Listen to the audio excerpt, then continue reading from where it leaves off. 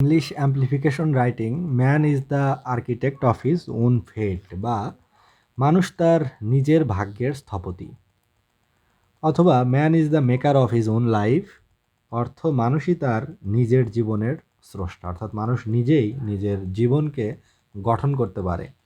নিজের জীবনকে শেপ দেওয়ার দায়িত্ব একান্তই মানুষের। এখানে ভাগ্যের বা অন্য কারো কোনো দোষ নেই।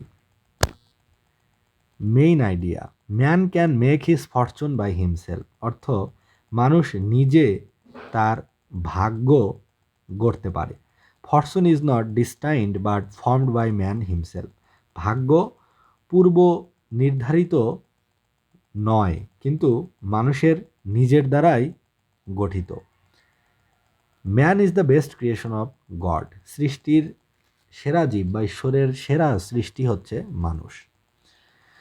হি has endowed man with potentialities and rationality, অর্থাৎ ঈশ্বর মানুষকে দিয়েছেন, ইন্ডাউ শব্দের অর্থ দান করা, মানুষকে দিয়েছেন পোটেনশিয়ালিটি অর্থ সম্ভাবনা, এবং রেশনালিটি অর্থ হচ্ছে বিচার বুদ্ধি। বিচার বুদ্ধির গুণ এবং সম্ভাবনা দিয়ে মানুষকে সৃষ্টি করেছেন সৃষ্টিকর্তা।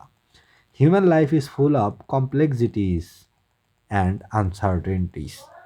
কমপ্লেক্সিটিস অর্থ জটিলতা, তাহলে জটিলতা এবং অনিশ্চয়তা দিয়ে মানুষের জীবন ঘেরা।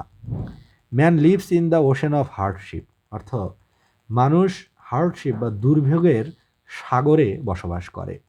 হি can turn difficulties on his way to achieving success through his power and acumen, তাহলে মানুষ তার যে জটিলতা আছে, তার যে অসুবিধা বা ডিফিকাল্টিসগুলো আছে, এগুলো থেকে সে সাকসেস অর্জন করতে পারে বা সফলতা লাভ করতে পারে কিসের মাধ্যমে?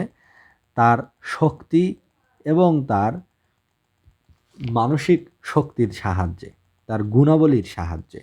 Sometimes we think that our life on earth is decided by fate, মাঝে মাঝে আমরা মনে করি যে এই পৃথিবীতে আমাদের জীবন নির্ধারিত হয় হচ্ছে ফেট বা ভাগ্যের দ্বারা। But this is a wrong idea, কিন্তু এটি একটি ভুল ধারণা। A man's future depends on his own self, একজন মানুষের জীবন বা ভবিষ্যৎ নির্ভর করে তার নিজেরই উপরে। We fail in life if we waste our potential and energy, আমরা জীবনে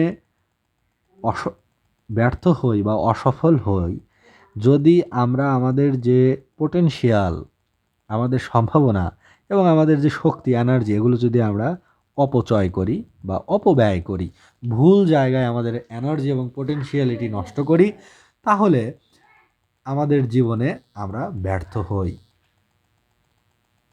ইট will bring disgrace to our life, এটি আমাদের জীবনে অসম্মান বয়ে আনে। Our abilities and energy gets rusted and hence become useless, আমাদের যে সক্ষমতা এবং আমাদের শক্তি, এগুলো মরিচা ধরে যায় এবং এগুলো ব্যবহারের অনুপযোগী হয়ে যায় বা অব্যবহার্য হয়ে যায়, কোনো কাজে আসে না।